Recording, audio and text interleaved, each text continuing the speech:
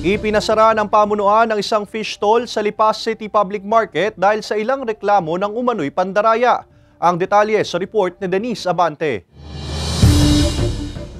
Wala ng mga panindang isda at wala na ring nagtitinda sa isang pwesto na ito sa wet section ng Lipa City Public Market. Pansamantala kasing ipinasara ito ng pamunuan ng pamilihan dahil sa tatlong magkakasunod na reklamo ng ilang mamimili hinggil sa umano'y pandaraya ng tindero nito. Kinurdonan ng mga tauhan ng palengke ang pwesto upang hindi muna makabalik ang mga tindero. Ipinasara namin noong April 18. Ang ginawa namin talagang paraan is patigilin sa pagtitinda. Dahil pag pinayagan pa namin, patuloy pa itong gagawa at gagawa. Kulang talaga sa timbang. Ang mga isdang natira sa pwesto noong araw na iyon, ibinigay ng pamunuan ng palengke sa mga bahay ampunan at PDL sa lungsod. Ayon sa pamunuan ng pamilihan, wala sa lungsod ang may-ari ng pwesto at mga katiwala lamang ang nagtitinda rito na tumanggi na magbigay ng pahayag. Hati naman ang reaksyon dito ng ilang mga tindera at mamimili. Okay lang, oo, dahil kakaawa naman yung kagaya naming mamimili.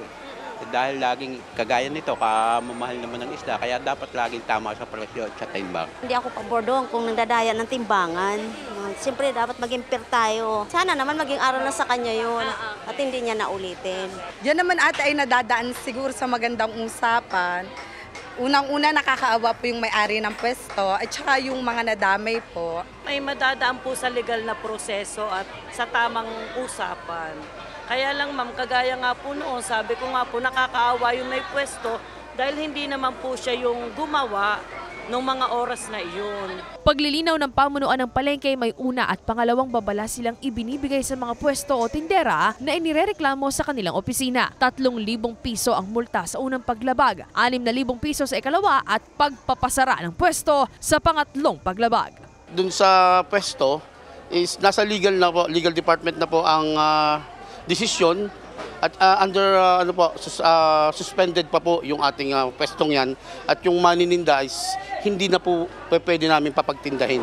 Sa ngayon, iisa pa lamang ang pwestong ito na naipasara na ng pamunuan ng pamilihan. Ngunit may pangilan-ngilan na rin daw silang namomonitor at nabibigyan ng babala hinggil sa umano'y reklamo ng pandaraya sa timbang. Muling paalala ng pamunuan na personal na idulog ang mga reklamo sa kanilang opisina. Kasama si J. R. Manjares, Denise Abante, Balitang Southern Tagalog.